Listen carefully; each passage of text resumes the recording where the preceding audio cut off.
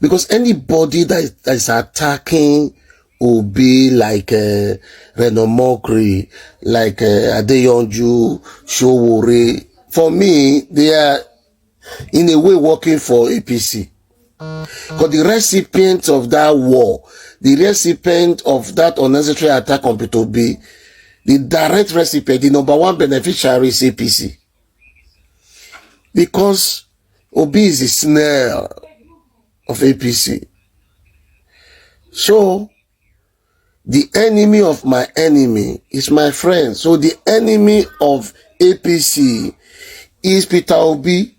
So, the enemy of Peter Obi is APC's friend. Adeyonju, wetin Obi do you? Showore, wetin Obi do you? Reno Omokri, wetin Obi do you? Welcome back to Gistline. Obedience have been reacting seriously to the way some people keep criticizing Peter Obi, and honestly, it's beginning to sound like a broken record. Everywhere you turn, there is always one person or the other trying to pull him down, call him names, mock his immunity, or trying to paint him as something he's not. But I feel the only reason this man gets so much hate is because he represents something the current crop of leaders fear, which is honesty and accountability. And in a country like Nigeria, where corruption has eaten so deep, being an honest man is already enough crime to make the politicians and their allies restless. Well, let's listen to what others have to say about this, and I'll be right back. Now, you see, Nigerians, you get message for now. If I catch anybody say anything against Peter Obi, personally, I go organize guys who go come your house, and anything where your eyes see, you take it. You understand what the Quran says? You don't say anything against Prophet Muhammad, the Holy Quran, or Allah. The same vein, if you talk anything against Peter Obi, we will come kill you for house. You don't talk, you don't hear and so. Many people like say we no want you now. If I catch you talk anything against Peter Obi, you demarket, you say you be pastor, you be anybody, you talk anything against Peter Obi, anything with your eyes see, you take am. Sure, you understand? We go organize people. We not say I know the year word. If I am talking about the triumph of evil, I am speaking to a reality that has overtaken the Nigerian state, the entire society. When evil overtakes a society to the point where it becomes almost impossible to speak objectively as one to the reality confronting us, then evil has triumphed. All it takes for evil to triumph is the silence of good men. On the evidence of it, let's take them one by one. The Nigerian judiciary. It is said that the judiciary is the last hope of the common man. Who is the common man? Common man. It speaks to the base of citizenship, the minimum irreducible.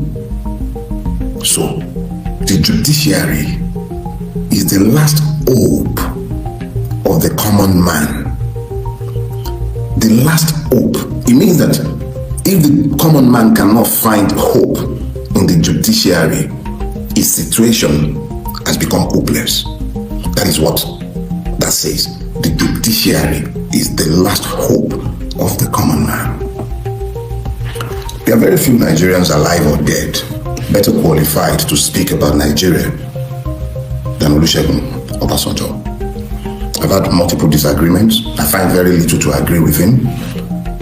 But in recent days, I read of him having spoken in his book, his latest book, and he's usually not a witness of truth. But this time around, I commend his forthrightness in labeling our judiciary a court of corruption. What is corruption? Perversion. What shouldn't happen, happening. And Obasanjo, no less a person than Obasanjo. And there's nothing he has said that is not known to each and every one of us. But the reality is that evil has triumphed in our judiciary. That is the base reality. I was in prison. I know what I saw in prison. Persons who had no business whatsoever being in prison have been sent to prison by persons who should be in prison through a process that is even more criminal than the crimes alleged against the persons languishing in prison. The brutality of the prison system is suggestive of criminality by the state and by functionaries of the state. That is the reality. Our judiciary, see, let's stop sugarcoating some things for ourselves. Tanko, the plane driver, had a petition written against him by members of the same Supreme Court, alleging that he stole, is a common thief. This is what other members of the Supreme Court wrote about the apex, that the judiciary stinks. That's the last hope of the common man. If that is not bad enough, let's take a look at our legislature. The legislature controls the purse. In any society governed by law, the executive cannot spend a dime without legislative appropriation. They can't. As crazy as Trump is, he cannot spend a dime without due appropriation by the United States Congress. That is the essential power of the legislature. But what is happening in Nigeria is bad enough that the constitution does not belong to the people. It's tough enough that we've all had to pretend and lie to ourselves that we're a place governed by law when we know it is not. But it has never happened that evil is crowing so triumphantly in the marketplace that every significant item of expenditure in the Nigerian space in the last 10 years, particularly in the last 2, beginning from the Lagos-Calabar road to infamy, moving on to the renovation of the airport for 721 or 712 billion? What kind of barefaced? Oh yeah. Everybody who would have shouted, who once had a lot to say, silent. And you say evil has not triumphed?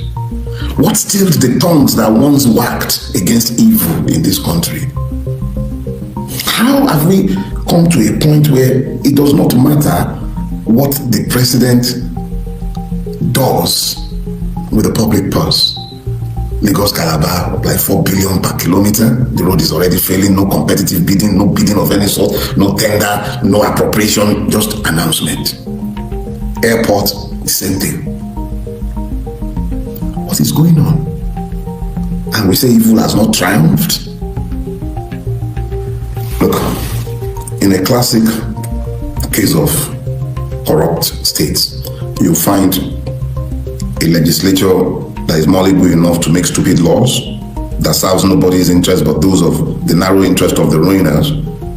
You'd find a judiciary nowhere near as useless as the one we have evolved. And then you'll find an executive truly made up of thieves. Welcome to Nigeria. If today is your first time visiting our channel, please don't forget to like, share and subscribe. Now, many Nigerians, they admire Peter Obi for one simple reason, which is he is different. He walks the talk. He has proven from his record as governor of Anambra State that public funds are not meant for spraying at parties or hoarding abroad. He left behind savings, and even international bodies commended his governance style. How many Nigerian politicians can boast of that? Many of these people, they leave office and their states are buried in debt. But Obi left wealth for his people. And that's why ordinary Nigerians see him as an honest person. That is someone who actually cares about the country. Now, why do governments and their loyalists attack him so much? The answer is simple for me. They just fear. They fear him because he exposes them without even trying. Just by living an honest life, he shames their lavish lifestyles and corrupt tendencies. When Nigerians compare Obi with others, the difference is clear, like night and day. Imagine a man who flies economy class, carries his own luggage, and doesn't even need a convoy of 20 cars to show that he is important, standing next to politicians who blow billions on private jets and foreign trips.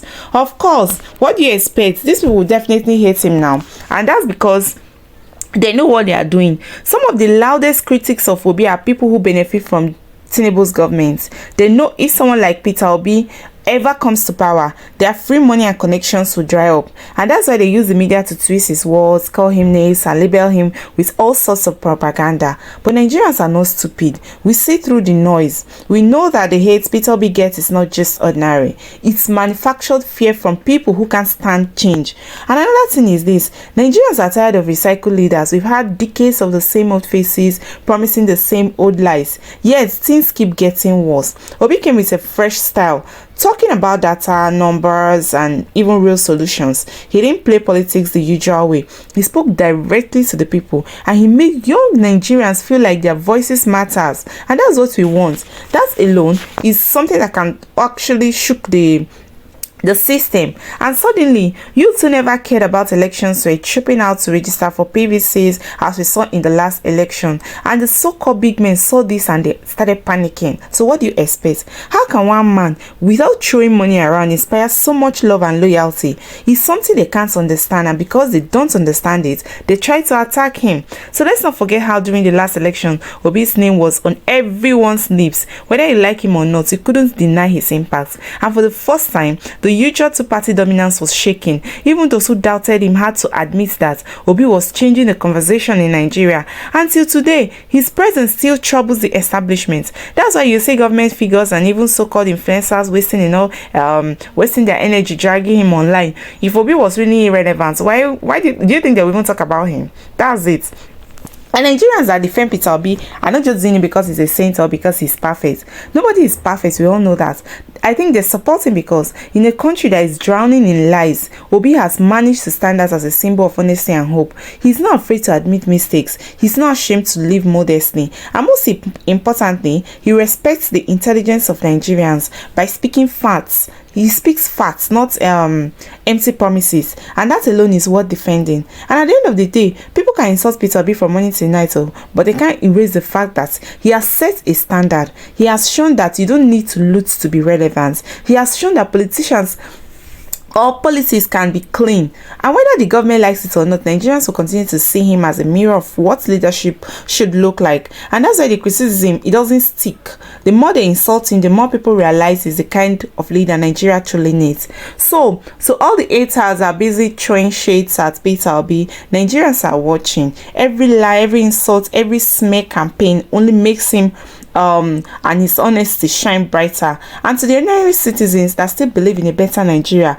Peter Obi is proof that integrity is not dead in our politics. That's why no matter how much they try to silence him, the people will continue to speak for him, because in a country where truth is scarce, Obi has become the voice of the hope. Well, I'll be playing other clips for you to hear and listen. Let me know what you think in the comment section, and please don't forget to like, share and subscribe.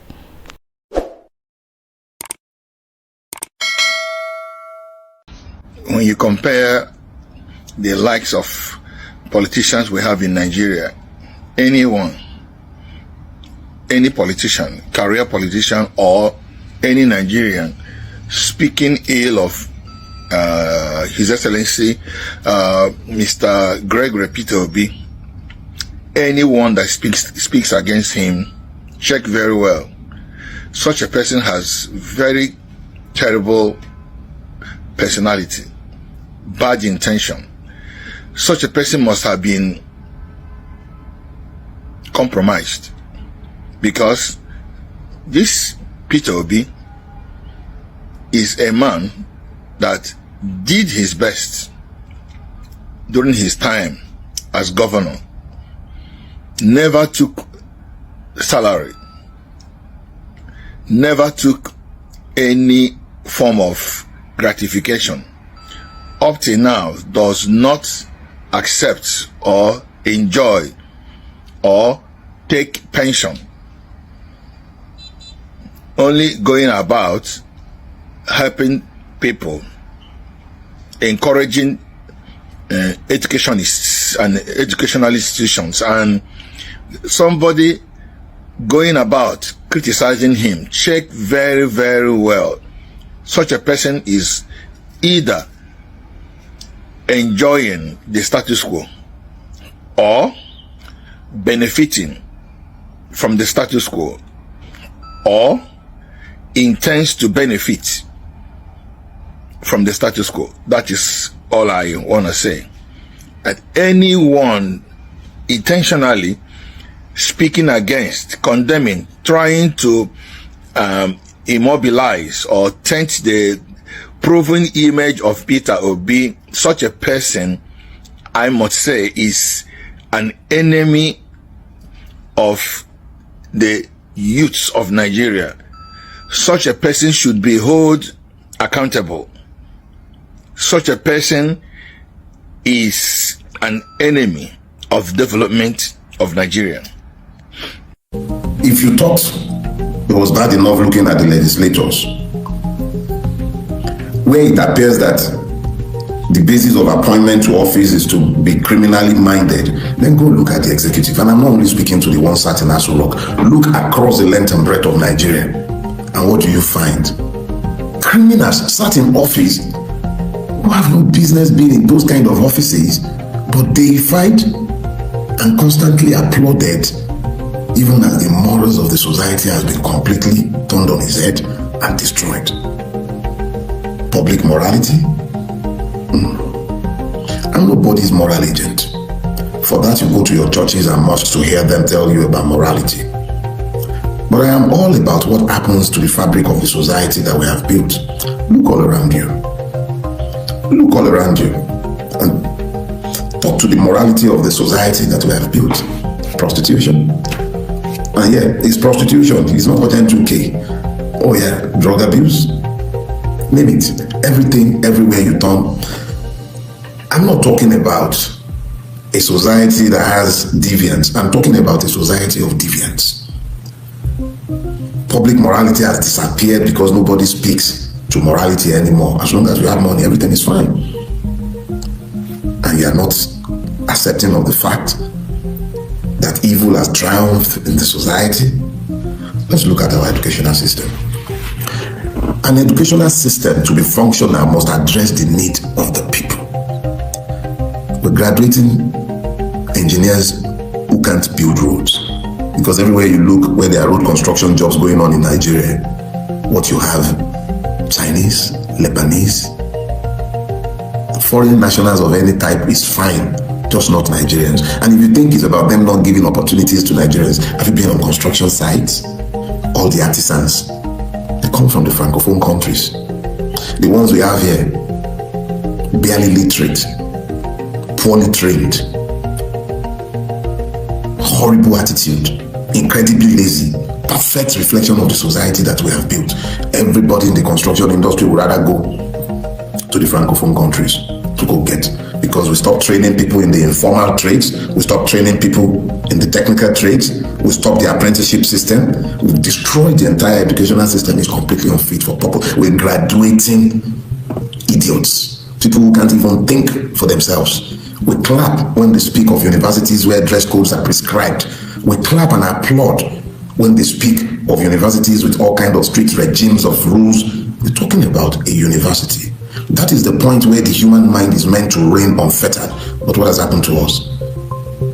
We are graduating thieves and murderers. Children who are trained that violence pays. They begin killing from their university days. They begin their prostitution from the university days. The system has taught them that hard work does not pay. They can buy their degrees. They can sleep their way through universities. They can pay their way through universities. And you are graduating barely literate beings. Even the ones who play by the rules, what do they come out with? Barely capable of thinking on their own. They believe that education is about regurgitating what the lecturers have taught. And if you've noticed, more and more people are reading medicine and medical sciences these days, nursing and all of that. Why? Because they are feeding a refugee flu. If you read nursing, you get a job pretty fast in the West. They need all those expertise. So slavery all over, but this time around we're the ones paying for the passage. Everywhere you look, evil has triumphed in our society.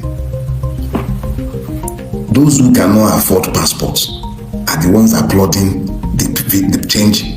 The ones who can afford passport are fighting to make it affordable. But the ones who have no hope are still stand because of the hopelessness pervading the land. They are the ones defending this policy. Then you ask yourself, has evil not triumphed in this society? You're building a road to Calabar, but but the road to Lagos or Lagos-Benin Expressway or Guinea-Ore, useless, dangerous. Lagos-Ibadan that you've been building for almost 20 years, already failing in portion, but you are building a road to Calabar that is not required at this time. All kind of funky railway contracts have been entered into at this time. You've got, God knows, about 20 million children out of school. In any sane society, that should be demanding an emergency response. But in my country, Nigeria, by design, is fine to waste 20 million brains. And you think evil has not triumphed? Because who is talking? Who are talking? Who are the people speaking to this evil? What happened to the voices that used to speak against evil in our society?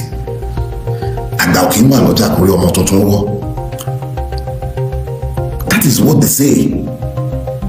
There isn't meant to be these abnormalities in the presence of elders. Where are the elders in this land? Where have they gone to? What happened to the elders of this land? Have they become deaf and dumb? What happened to them? Where are the elders of this land? Where abnormality is crowing in broad daylight? And you're saying that evil has not triumphed? What has happened? What has happened? What is the use of your Public Procurement Act when people just do what they care? What is the use? Where are the elders of this land as bigotry has taken hold of this society? Where are the elders? Who is speaking? Where are they?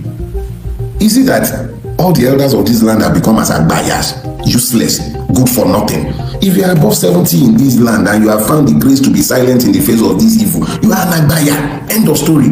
If you are a conscious being and you have kept quiet, the reality is that you are complicit in this evil because it takes the silence of good men for evil to triumph. The silence of good men. Yorubas have a proverb. They say, if you tie a horse and a goat, if you tether it, you become responsible for its feeding. What has happened to the elders of this land? That they see goats tethered all over the place, dying of hunger. Or as the Igbo will say, when you see a goat dead from hunger in a yam ban, let me rephrase that. If you see a goat in the yam ban dead, you know it is not hunger that has killed it. There are goats, dead goats, littering the Nigerian yam ban, and the elders have kept quiet. What has happened to us? What rendered us mute? Why did we become like this? And you are saying, you see doubt that evil has triumphed over our land? What happened to us? What happened to us? Kidnapping has become an epidemic in my country, Nigeria. It's not just something that is happening far away any longer. It's become epidemic. It's happening everywhere you turn in Nigeria. Everywhere you turn in Nigeria, people are being kidnapped for ransom. In cities, in the villages, it's become an epidemic. And nobody thinks anything is wrong. In actual fact, in Katsina State, where the last evil came from, in Katsina, traditional rulers are the ones suing for peace, begging bandits to allow farmers back on their farms, making peace with persons who have killed, murdered in cold blood, chased men and women off their homes, and making peace. The Nigerian state is standing by, armed bandits carrying all kinds of sophisticated arms, not the type you would even issue to Nigerian soldiers. They are sat there, making peace. Akimi Katsina, chairman of the local government, Safana, is happening all across the northeast and the northwest. They are busy making peace with murderers and criminals. Everywhere you turn in Nigeria, security has become a big business. Insecurity, that is. Everywhere you turn. Everywhere. Urbans are becoming complicit in the evil in their domain, as evident in what I'm reading out of Kwara State. Urbans complicit in the evil overtaking their land. Insecurity everywhere, and all of these hinging only on one thing: the complicity of the state or its inability in some cases.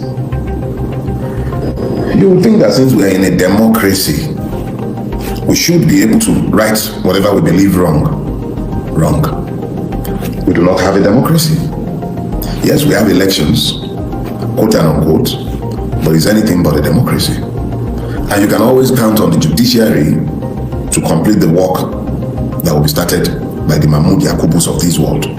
nation building gone to the dogs. Nobody cares about building a Nigerian state any longer. All the persons who should be interested in building the state are busy fractionalizing it and breaking it into little bits and bits so that the people are never able to speak with one voice against the evil that has overtaken them. Religion. Should we talk about that? The merchants of hope, who constantly speak from both sides of their mouths. Oh, Saul must come before Paul, or whatever the heck that one said. But Saul must come before David. He's pivoting away now. He would rather talk to you about how the black man should be looking to liberate himself after they had helped Nigerians enter slavery. They are telling you our problems are spiritual. We should pray, fast and pray. The Muslims, they'll tell you once you have Muslims sat at the helm of affairs, Nigeria will get better. Has it gotten any better? Has it gotten any better? At the end of the day, every society develops on the back of hegemonies. Now look at us. What is the hegemony developing Nigeria? Hegemony of criminals. There's nothing wrong with having a Muslim ticket if it is about the interest of the people. Who cares what your religiosity is? But think about it. Look all around you. Everything must be decided on the basis of ethnicity or of religion. And the persons who are profiting from this, constantly profiting from it, are always the ones at the forefront of promoting it. But the victims are usually the last to cotton on to the idea that somebody is using their head for their own interest. But let us take all this and look at it again. What is it really that has rendered Nigeria susceptible to the evil that crows in broad daylight and has announced its own triumph in the marketplace? It is the absence of the rule of law. It is the absence of the rule of law. Evil is instituted when the will and whim of men govern a space. In any part of the world, and I've seen a fair bit of this group, when you find that the law rules, and I'm not speaking about democratic law, I'm talking about once you've established the law, and everybody understands that this is the law, and the law rules in that space, evil is avoided, evil is defeated, because in the collective enforcement of the will of the people, which is the rule of law, evil is curtailed. Let me explain something. Some English guy, his name will come to me in a minute. Oh yes, Lord Acton. He said power corrupts. He should have stopped there, but he didn't. He said absolute power corrupts absolutely. He should have stopped after the first two words. The duty of power, the nature of power is to corrupt. Power corrupts. He could have stopped there. It does not take absolute power to corrupt. Any power that is unbridled to law, that is not limited by law, governed by law, corrupts. If you gave a man the power to stand at the gate, and you give him absolute power that is not subject to any limitation, that power will be abused. That is the nature of power. Its nature is to corrupt. So in order to ensure that the power does not corrupt, you constantly constrain power. So when power is given by law, it is equally constrained by law. So you have the power of arrest, but it sets out the parameters within which the power may be used. But when you have a state that is not governed by law, but is governed by the whims and caprices of men, perversion ensues. And that is what you have in the Nigerian space. The law does not rule. It is the will and whims of men that rules. And when perversion rules, you see what you see in the Nigerian space today. When the reign of evil is instituted, then the will of the people counts for nothing. And that is where we are in Nigeria as a society. The society supports the suppression of the sentient voices simply because it helps them to mute their own consciences. And you say evil has not triumphed in such a space? Evil has triumphed in our country. Whether we come out of this is entirely in our own hands. But remember, all it takes for evil to triumph is the silence of good men. Where are the good men in Nigeria? Why are they silent? Why are they not talking? Why? If your pastor is silent in the face of the evil that has overtaken this country, you should wonder why. If your imam is silent, you should wonder why. The elders that once spoke, that spoke plenty of Dogontulenchi in condemnation, righteous condemnation of evil. What has happened to them? I see this question, what's a good man? I'll take you to the Bible just to round this up and answer that, since I have the benefit of seeing you. Only God is good. What makes a man good is his determination to be the best that he can be. There is nothing that makes a man good in the sense of good other than his readiness to try the best he can. Only God is good. If you go into your scripture, it says, why do you call me good? Because he wanted to know if they caught him to the fact of his divinity. I'm not a saint. I only try my best. And that's all anyone can do to be good. You can only try your best. That is all you can do. Try your best. Be as good as you can be to the next man. Just be a human being. Be a decent human being. That is all you can be, and that is all you can do. If all you can do at any point in time is to speak to the evil you see on a day-to-day basis, refuse to normalize it, then you would have been a good man. So when you speak about good, it's relative. None of us are saints. And no, not everybody are also devils. Circumstances makes us who we are. People will only obey the laws that are upheld. The basis of the evil that has overtaken us, the absence of the rule of law. The triumph of evil, the silence of those you would consider good. Me and you, look in your mirror and then ask yourself, how did you become as silent as you have become, to the point where evil has become normalized? It crows in daylight. You see it even where it shouldn't be found, in churches and mosques. How did it become like that? Argue all you want, but our reality bespeaks the truth. Evil is growing in broad daylight. And all it takes for that to happen is silence of good men and women too. Open your mouth, speak in your space.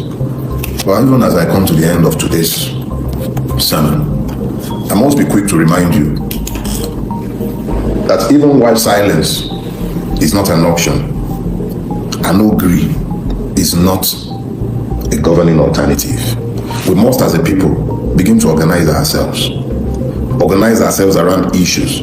But the one that I believe is out there, easiest for all of us to get behind in this moment, is the one currently being championed by Randy Peter, the electoral reform. I don't believe that this system is interested or capable of any reformation, but it is the minimum irreducible. Let's try our own best. Get behind that demand for electoral reform. Let's start from there. I do not come to crow or wail impotently. I am deliberate about educating so that we get to the point where you have been informed, you can challenge and educate yourselves. It is critical that we act in concert if we are going to ever come out of this mess. I'm doing my part. You do yours. But there's no Messiah coming. Absolutely no Voltron. All this story about it is only Lagbaja or Demetu that can bring us out of this bullshit. You are the ones required to bring us out of this. Look in your mirror when you're seeking a Messiah. That's where your Messiah is. You will save you, not Dele, not anybody else. It is you organizing yourselves into a single unit behind issues that saves you. Randy Peter is shouting every day. Listen to him. If I will be talking in the public space today, organizing you for anything, aside from trying to get everybody together in an organized political fashion, by trying to revive the action group, the only thing I will commend to you, get behind Randy Peter in this moment. This is where I say my goodbye. Have you beautiful weeks ahead of you. We'll see you next week. God bless. All it takes for evil to triumph is the silence of good men. Not saints, good men. Look in the mirror to find that good man is waiting for you.